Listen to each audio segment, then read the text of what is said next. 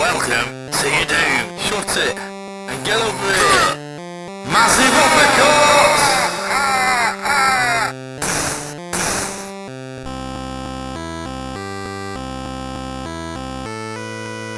Hello and welcome to the JabJab show. My name was on the opening titles and so on. And this is my review for the Toxic Avenger film. As you can see, the mop from the took all the way down to London town. It's since been used, so it's a functional thing now. It's not just a mop. See, I thought ahead. I thought, oh, the mop's getting a bit worn out. I'll get a new one. Also, I can use it to take to London and do things and be hilarious with it and stuff. And now it's been used as a mop, believe it or not. So let's say this review is about the Toxic Avenger film.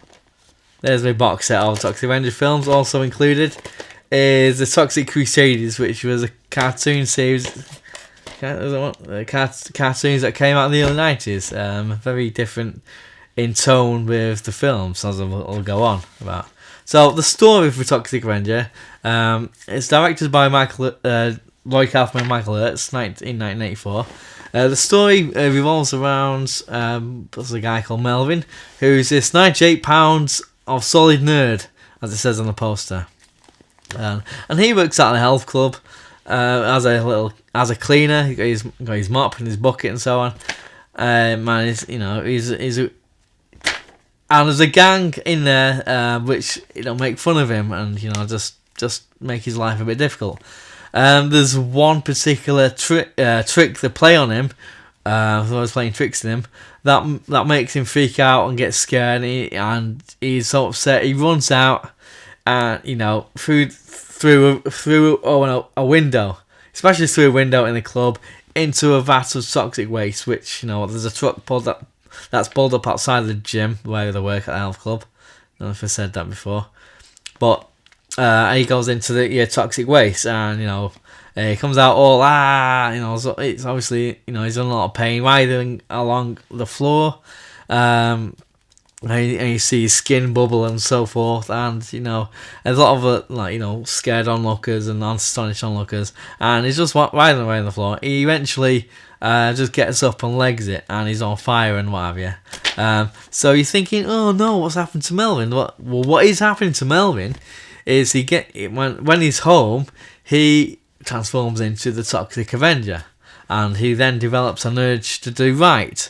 He's aware of the corruption and the politicians and the police and so on, the crime that's happening in the town of Stromerville, and he wants to do right. Wants to rid all that. Plus, he wants to get revenge on the gang who did this to him, and he also gets a girlfriend along the way, which is nice. I've probably watched this film when I was about 15 or so.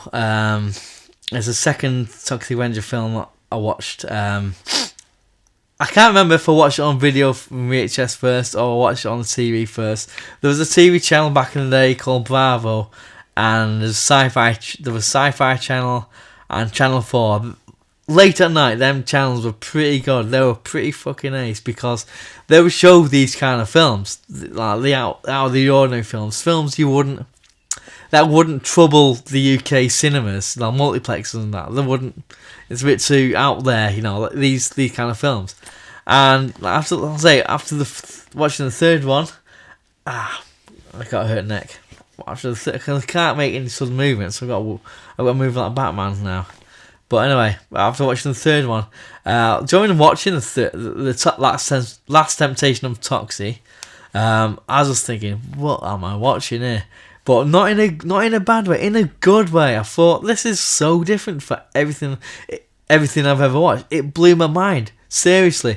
It made me seek out, made me think that there's got to be more films like this, because it's like the film grain, the stock footage, the stunt work, the choreography, the acting, everything about these films. This film, it's like ignited something in me. I was into films, yes, but it was nothing like anything like I was used to at the cinema, the commercial stuff, the populist stuff.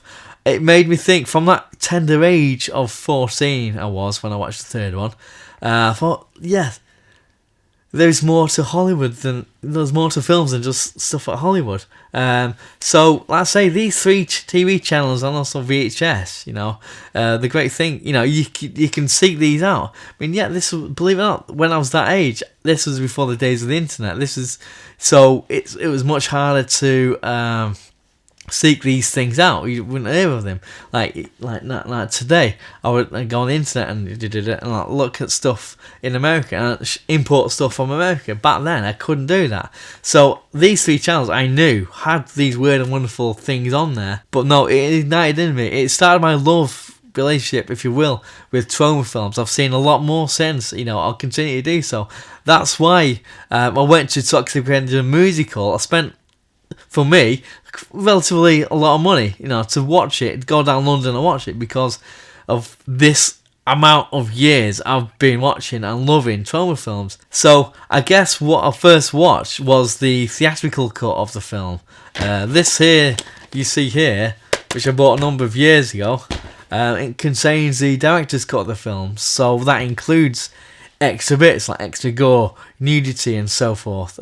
Obviously, I'm too professional to talk about the nudity in this, but a friend tells me there is nudity in this. So if you like that kind of thing, you check out these films. But back to it, yeah. So you do have a couple of scenes, a few amount of scenes in the director's cut you don't see, which I guess was I'm recording this time, which I guess was controversial. The MPAA at the time probably told Lloyd, like, you got to lose these bits, and there are bits in there even now kind of controversial. You can see, because he mentions on the commentary, there's one scene in particular where he got a lot of hate mail for, and if you know of this film, you know the scene, that's fine. If I urge you to watch this film, and if when you watch it you think, yeah, that's probably the scene or the shot where you got a lot of hate mail, because certain things you just, in a conventional film, you just don't do, kind of thing. There's a scene where there's a kid getting run over. That was left out of the theatrical cut. There are other bits. I'm not going to list them all, but there are other bits. But yeah, it's interesting. I do like director's cut of films. Some are like too indulgent. Some are okay. Some are explain too much.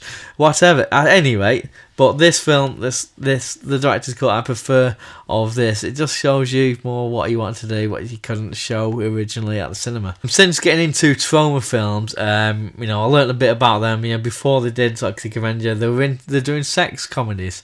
Obviously I'm too professional to mention. No, anyway, fuck all that. No, they did sex comedies before they got into Toxic Avenger.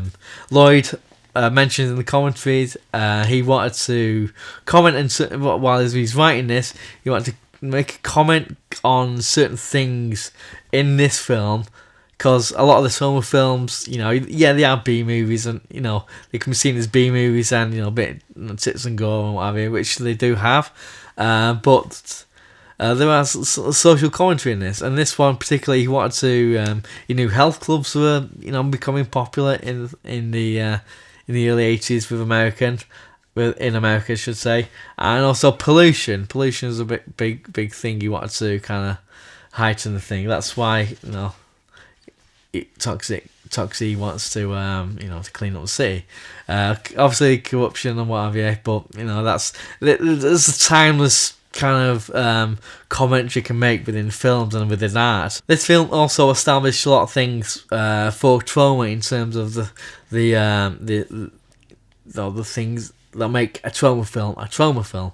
Or I would call, which I made up last night, the trauma tropes, as in like the visual effects style, the acting style, which incidentally Lloyd says in the commentary, there's two kinds of acting in a trauma film. There's overacting and there's overacting.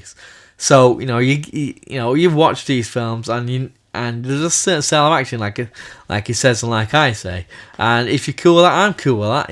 It adds to it. The acting style adds to the whole way of doing things, you either embrace it or you don't. I mean, as you can probably tell from what I'm saying, I embrace it from an early age, and I continue to. Like I mentioned in my original video on this YouTube channel, I like all kinds of films. I don't believe I'm a slob. I don't believe I'm a snob of films. I don't. Yeah, there are certain genres, certain types of films, or filmmakers and actors and so on. I have preference to, or like everyone else. I'm not, but these films, there's nostalgia to them, yes, but there's also for me, but there's also, I just find them enjoyable. This film is a lot of fun. They're all a lot of fun. Trauma films, you can have. It's a lot of fun there. There's no nastiness at all. Like I say, even though he does have the social commentary going on, he doesn't. It's not a documentary like pollution should be stopped. It's this and this and this. Not at all. He's having fun, and it comes across with everything else. Like I say, Trauma established a lot of things set in place for this film for them. Like all the way until today. There's this 5th Toxic Avenger film coming out, which I found out a little while ago, and obviously there's a Class of Nukem High. There's 3 of those, and there's Return to the Class of Nukem High, part 1, and part 2 has been in development. So even today, they're still making these type of films, and there's still a fan base there. I'm part of it, and I want everyone to be as well, because they're good fun. So this film, like, as well as the silly violence, the quite effective gore in there, and the commentary, social commentaries, and all the rest of it. That's like Lloyd's put in there, and Michael Earth and everyone else involved. As also, it's a superhero origin story, which is not very much in vogue for today as it was 5-10 years ago. It shows them becoming this person, questioning his values, wanting to do right by his family, conflict with his family, and just the townsfolk, his relationship with them, and also the police and the mayor and what have you, the sleazy mayor and so forth, the corruption. There's lots in there. It's just, for me, it's fairly simply told. It's not a long film, and I would say certain superhero films could learn a bit from this. Storytelling time. I'll say quite concise. You don't need 2.5 hours to tell this story. So the violence in this film, it's quite comic. There are some scenes in there I mentioned before, quite controversial or shocking, if you will. But on the whole, it's played out quite comic, as in the scene that's, for example, near the start of Terminator 2, when Arnie comes back and goes into the bar and stuff. He starts fighting people. He puts some guy his face on a hot plate, that. Like, it's quite brutal. And this one, it's like, obviously it was made years before, but it reminded me of that. But there's a certain scene where like in the back of a kitchen in a restaurant. So the use of whipped cream and things like that. It's a little absurd, and even on the commentary, Lloyd mentions the influence of the Three Stooges there, and you can see in certain fights and what have you, and certain the villains and so, you can see that influence. What I also like about this film and subsequent Toxic Avenger and Trauma films is in this film in particular, the transformation scene from Melvin to Toxic Avenger is very effective, I find. I love the makeup and prosthetics in this. Given the age of the film and the budget, and I don't know about the expertise behind this camera, but what's on show, what's in the film, is very effective. He's got a lot of pulsating hands and arms, and all this stuff happening to his hair and all the rest. It's quite affecting. There's quite a lot of body horror in there. Cronenbergian. Incidentally, Toxic Avenger wasn't actually called Toxic Avenger in the film. that the title came after, you know, during post-production, so no one actually referred to him as Toxic Avenger or Toxic in the film. Just a little factoid there. So yeah, check this film out. Check them all out. Check the whole Trauma films. Seriously, I'll guarantee. Well, I say guarantee, but you know, you should have a lot of fun if you allow yourself to. You know, and because they work on many levels. I'm not gonna say the masterpieces. You know, they're up there in the top. You know, sight and sound. I'm probably not gonna be putting it up with some like It Hot, Citizen Kane, and all them, but it doesn't matter. You know, for what they are, they're a lot of fun, and I urge you, just watch them, just get hold of them, watch them, and comment below if you don't know of them. Watch them. Comment below. What do you reckon? Because I've got a lot of passion, a lot of fun, a lot of enthusiasm for these films. I want you to watch. Like I say, I will be reviewing the other films in due course. So there we go. So them's my opinion. What's yours? So like I say, like, comment and subscribe down below. Not in a rude bit. I'm talking about the comment section down below. Let me know what you reckon. And tell your friends and everything. And in the words of the new Cyrus, send the word. 9, 8, 7, 6, 5, 4, 3, 2, 1.